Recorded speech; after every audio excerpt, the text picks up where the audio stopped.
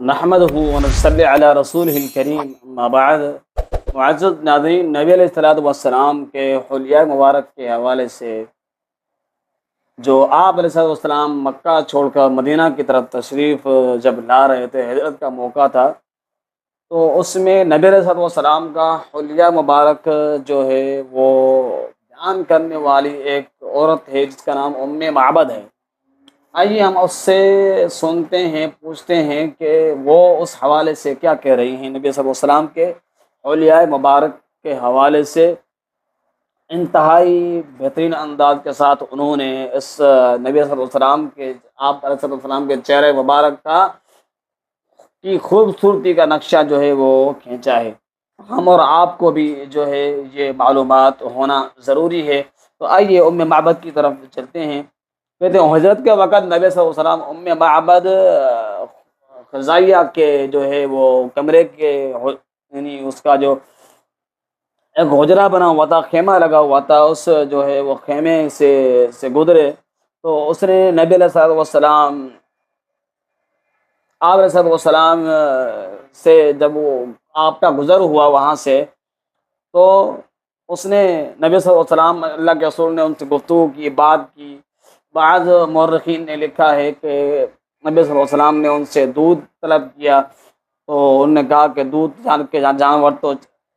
چرنے کے لیے گئے ہوئے ہیں۔ ایک جو ہے وہ بکری تھی، بڑھیا جو تھی، وہ یعنی کمزور تھی اتنی اور بوڑھی بھی تھی کہ وہ بکریوں کے ساتھ سفر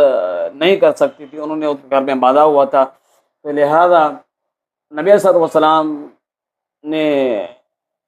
ام معبد سے کہا کہ اس بڑھیا کا جو ہے وہ دودھ ہم کو پلا دیں۔ انہوں نے کہا تو اس نے تو کئی سالوں سے جو ہے وہ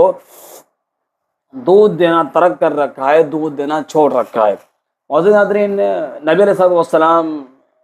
نے کہا کہ اگر تیری اجازت ہو تو ہم آزما کے دیکھتے ہیں، تو برتن تو لے آ۔ وہ ام معبد کہتی ہیں کہ مطلب دل میں تو ہنسی، لیکن نبی صلی اللہ علیہ وسلم کے چہرے کے جلال کے حوالے سے کہتی ہیں چہرے کا جلال اتنا تھا کہ انکار کی ضرورت ہی نہیں ہو سکی، میں برتن لا کے دی۔ اب بس نبی صلی اللہ علیہ وسلم جیسے ہی اس بکری کے نیچے بیٹھے، تھنوں کو ہاتھ لگایا تو یعنی پورے تھن جو ہے وہ دودھ سے بھر گئے۔ مورخین نے لکھا ہے کہ دودھ گھر میں جتنے برتن تھے وہ سارے کے سارے برتن جو ہے وہ دودھ سے بھر گئے، لیکن ابھی بھی بکری کے اندر دودھ جو ہے وہ ختم ہونے کا نام نہیں لے رہا تھا۔ ام معبد نے جب دیکھا وہ حیران ہو گئیں۔ پھر انہوں نے نبی صلی اللہ علیہ وسلم کے چہرے کا نقشہ کھینچا، تو جب اللہ کے پیغمبر صلی اللہ علیہ وسلم نے آپ جب جانے لگے تو اس نے کہا کہ آپ جو ہے میرے گھر میں جو ہے ایک رات قیام کر لیں، آپ اتنی برکتوں والے ہیں، میں چاہتی ہوں کہ آپ جو ہے میرے گھر میں ایک رات قیام کر لیں۔ نبی صلی اللہ علیہ وسلم نے ان سے اجازت طلب کی۔ جب وہ چلے گئے، جانے کہ اللہ کے پیغمبر صلی اللہ علیہ وسلم جب ان کے گھر سے رخصت ہو گئے، تو نبی علیہ الصلوۃ والسلام کے ان کے حلیے آپ کے چہرے کا جو نقشہ کھینچا ہے وہ یہ ہے۔ اپنے شوہر کو بعد میں جو کہ وہ گئے ہوئے تھے باہر شکار پہ، واپسی آتا ہے تو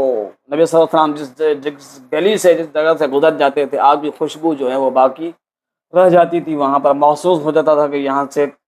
اللہ کے پیغمبر گزرے ہیں۔ ابو ہریرہ کی اس طرح کی روایت بھی آتی ہے، اس میں یہ بات ثابت ہو جاتی ہے۔ اپنے شوہر کے سامنے نبی صلی اللہ علیہ وسلم کا جو ہے وہ حلیہ بیان کرتی ہیں، کہتی ہیں کہ چمکتا رنگ، تابناک چہرہ، خوبصورت ساخت، اور نہ توندلے پن کا عیب نہ گنج پن کی خامی، جمال جہاں تاب کے ساتھ،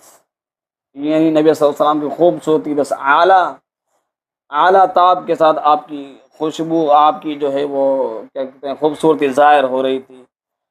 تاب کے ساتھ ڈھلا ہوا پیکر، یعنی آپ صلی اللہ علیہ وسلم اخلاق کے بہت اعلیٰ،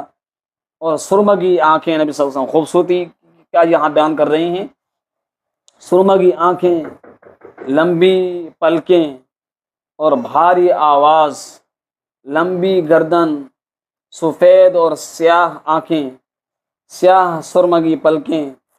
باریک باہم ملے ہوئے ابرو، یعنی یہاں سے یہ جو ہے اشارتاً دے رہی ہیں ابرو ملے ہوئے یہاں سے باریک، اور کہتی ہیں چمکدار کالے بال، اور خاموش ہوں تو باوقار، اور جب گفتگو کریں تو پرکشش، دور سے دیکھنے میں سب سے زیادہ تابناک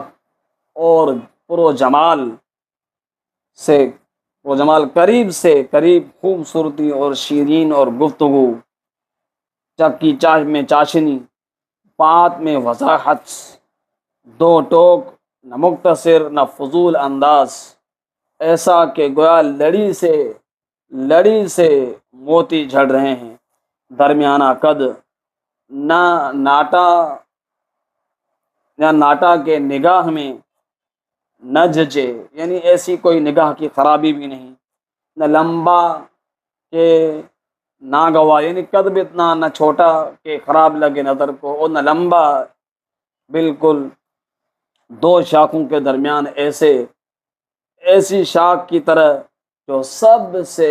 زیادہ خوش منظر ہے، رفقا آپ کے گرد حلقے بنائے ہوئے، کچھ فرمائیں تو توجہ سے سنتے ہیں، کوئی حکم دیں تو لپک کر بجا لاتے ہیں، مطاع و مکرم، نہ ترش یعنی نہ زیادہ تیز بات کرنے والا اور نہ لغو گفتگو کرنے والا۔ یہ بعد نے نبی علیہ الصلوۃ والسلام کے حسن و جمال اور آپ کے اخلاق، سیرت، آپ کے چہرے کا جو ہے ایک نقشہ کھینچا ہے، یعنی یہی ہمارے نبی تھے جس کے اندر اتنی خامیاں، اتنی خوبیاں، اتنی خامیوں سے آپ کو اللہ نے پاک رکھا، اور اتنی خوبیوں سے نبی علیہ الصلوۃ والسلام کو مالا مال رکھا۔ یہی ہمارے نبی تھے۔ آپ اندازہ لگائیں اس طرح آپ کی سیرت تھی تو یقیناً وہ خود کیسے ہوں گے۔ ہم نے ان کو نہ دیکھا ہے، لیکن ان کی باتوں سے ہمیں یہ اندازہ معلوم ہوتا ہے، پتہ چلتا ہے کہ ہمارے نبی انتہائی اعلیٰ مقام اور مرتبے، سیرت اور صورت کے لحاظ سے حسن و جمال پر فائز تھے۔ اللہ تعالی ہمیں نبی کی سیرت اور صورت کو بھی سمجھنے کی توفیق عطا فرمائے۔ السلام علیکم ورحمۃ اللہ وبرکاتہ۔